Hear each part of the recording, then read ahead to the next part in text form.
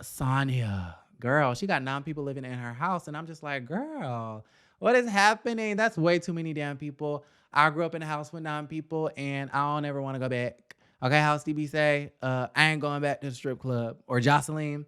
Yeah, she got her 2 parents, the mama and the daddy, her sister, the sister husband and they 2 kids, her child, her husband, herself. And I'm just like, too much. Too much.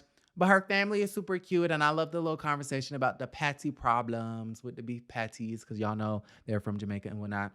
I really love how Sonya is very comfortable with the cameras. It's as if she's done this before. I'm kidding, y'all. I know she was on WeTV. I know. Moving on, Shereé invites Kenya more hair care to her basement. Now, the basement is beautiful. Those She by Shereé checks have cleared and she finally finished that basement. The ceilings are high. The furniture is fabulous. She has a whole spa, a lounge area, a media area, a bar. Like when I come over, I want her to make me a drink. And then I want a little massage. And then I want to relax and be by the TV. She could rent that out as like a whole Airbnb. Okay. Anyways, and if she's strapped for cash one day. So yeah, Kenya Moore was in that basement spilling tea, and I was like, hold up, Kenya, hold up. This is a newly finished basement. Don't be spilling tea all over the place. But of course, she dropped a bone. About Drew Sador's assistant, which y'all, I kind of like Drew Sador's assistant. I find him to be hilarious. Now, I kind of feel like on social media, a lot of people are not here for him, but I think we have to remember that this is Housewives of Atlanta. It's reality TV. We want the mess, honey, and he gonna bring the mess. And notice how when they were doing Drop It with Drew, her workout plan,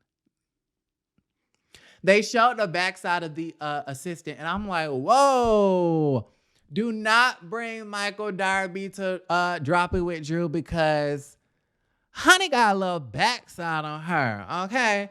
How Mama Joy said, she a brick house. Anyways, Kenya tells Shereé that Candy told her that Drew told her that her full-time assistant, Drew's full-time assistant, is Shereé's part-time assistant, and the assistant, the one with the big backside, I mean just curvilicious, is spilling Shereé's tea to Miss Drew Sador, and I'm clutching my pearls like, ooh, you messy. Let's see. I find it funny that Kenya and Shereé are now besties. Get it? Ta-da. Uh-oh. I got bars. Anyways, y'all let me know how y'all feel. I think Drew Sador should tell her assistant to stop being... Actually, you know what? If I was in Drew Sador's position, I would be like, tell me everything. Tell me, has Tyrone been at the house? Have you seen Tyrone? Do she be taking collect calls? Did she pay you? So allegedly, Shereé is not paying her bills. Shereé has not been paying the part-time assistant, and he's spilling the tea. And you can tell that Drew Sador, she's so damn messy. In the confessional, she said Shereé has a long history with not paying people.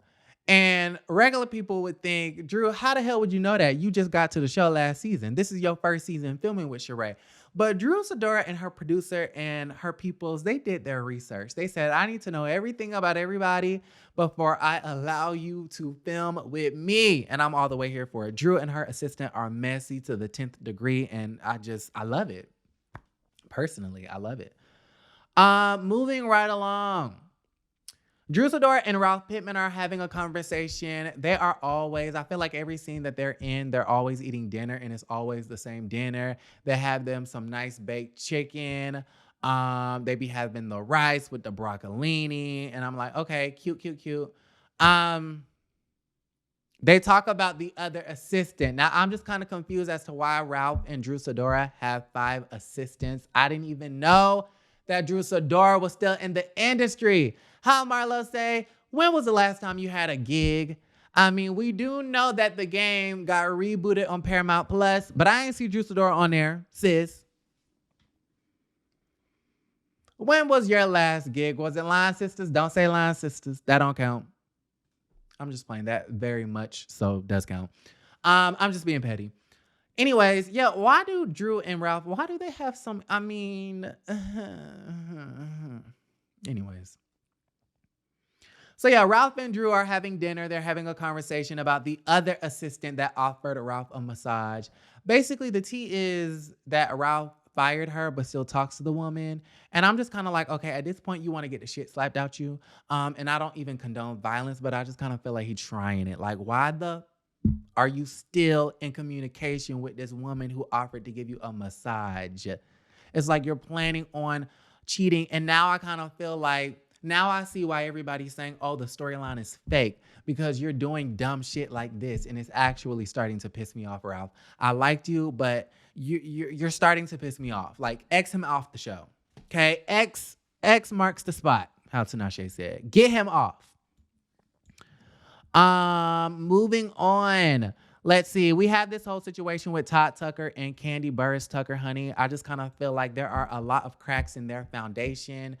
And it's not looking too good. I just kind of feel like Candy and Todd are bickering way too much. And I'm just like, whoa. They need to call Nene's guy, Dr. Jeff. Dr. Jeff. I have some potential clients for you. Candy and Todd, you need some counseling. It's not normal. It's very toxic. Anyways, turns to find out, here's some tea. So Todd has a condo in New Jersey that he used to have with the ex-girlfriend. Candy's name is not on that condo, but quiet as it's kept, Todd's name ain't on his house in Cascade, child. So I'm like, oh, Candy want to be petty talking about something. Oh, my name not on the house. Todd name not on the Cascade house. So what the hell going on, Candy? We may have to revise the, what do you call that? The deed. I don't even know how that works. I'm just talking mess. Anyways, seems like Todd is more focused on his New Jersey bachelor pad condo. I wonder if he has a view of New York City. That would be so cute. But it looks like he's more worried about that than their pool house with the Cascade Mansion. I mean, maybe he's gonna fix up the New Jersey condo, and maybe he can rent it out. He could do Airbnb, or he can rent it out, traditional renting, whatever. Or that can be like their second home, like, cause Candy's doing a lot of Broadway work over there on the Great White Way. So when they go to New York, they can just go over the pond and stay in Jersey and save money on hotels. Oh my God. Anyways, let me know how y'all feel. Marlo doesn't want to spoil William and Michael by giving them $1,200 suit Alexander McQueen sneakers and letting them wear Hermes belts all out there at Tom Ford and Ferragamo. Pink Ferragamo sliders on deck. Petty rap beef, just get me more checks.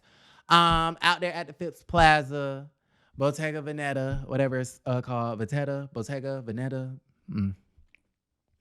Marlo doesn't want to spoil her nephews. Candy says, why does being black equate to struggle?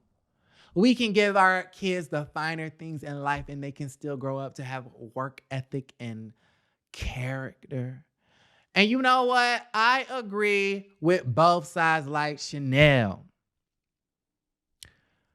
But here's the thing. It's up to the child. I really don't think it got nothing to do with race, honestly. I feel like it's up to that individual child. I do feel as though when you spoil certain children, they do grow up to be brats. But I also feel like you can give another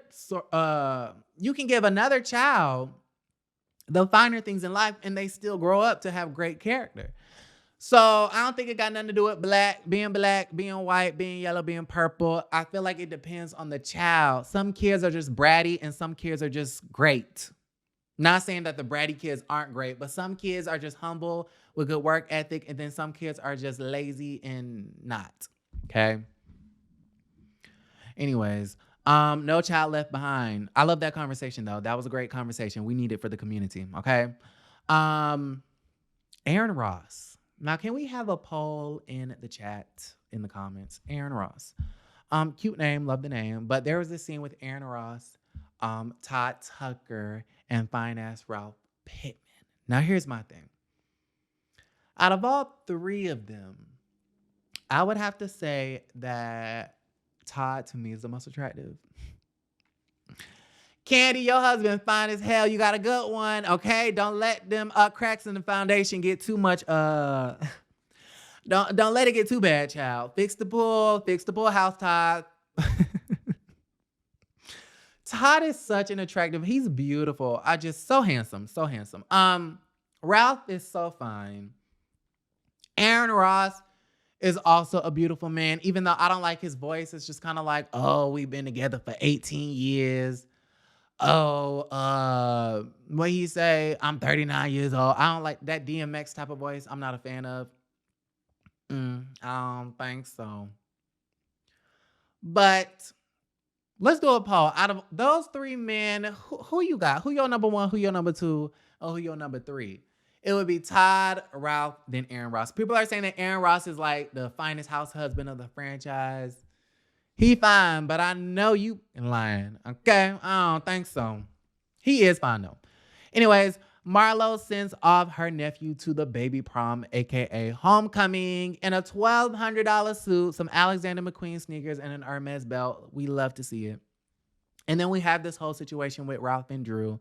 Ralph was so gracious enough to put together this dinner for Drew Sador after this assistant debacle, wanting to fill up all on his pectorials and his arms and biceps and touch up on his neck and his back, his crank.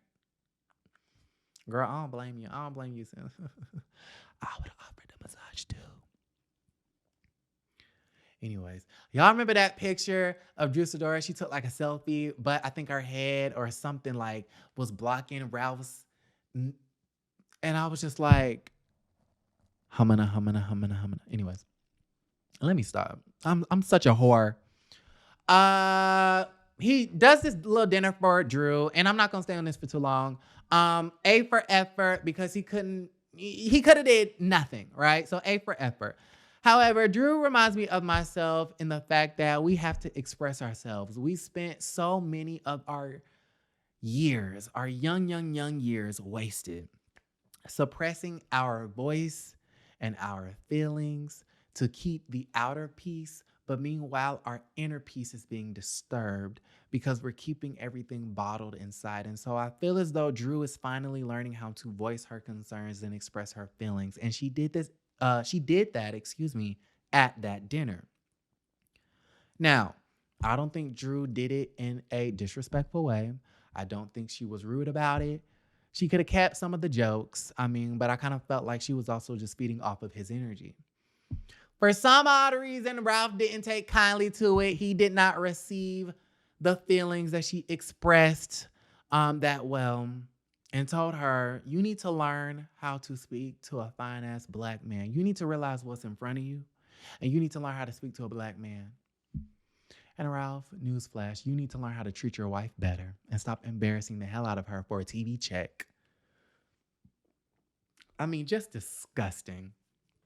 And then he stormed out talking about this is why I don't like doing nice things for your ass. Girl. Now, even though I do think Ralph Pittman is fine as hell, he do have a weird shaped head, and I think it might be because the brain structure is not structuring. Because what the hell is wrong with this man? The gaslighting, the abuse, the manipulation. That is what we call mental abuse. When they try to make it seem like you crazy, like you did something wrong. No, Drew, you ain't do nothing wrong. That man is just sick, okay? How they tell Forrest, run, Drew, run. Y'all let me know how y'all feel about the situation. Like the video, subscribe to the channel. I'll see you guys a little bit later. Love you, and don't forget to create a great day.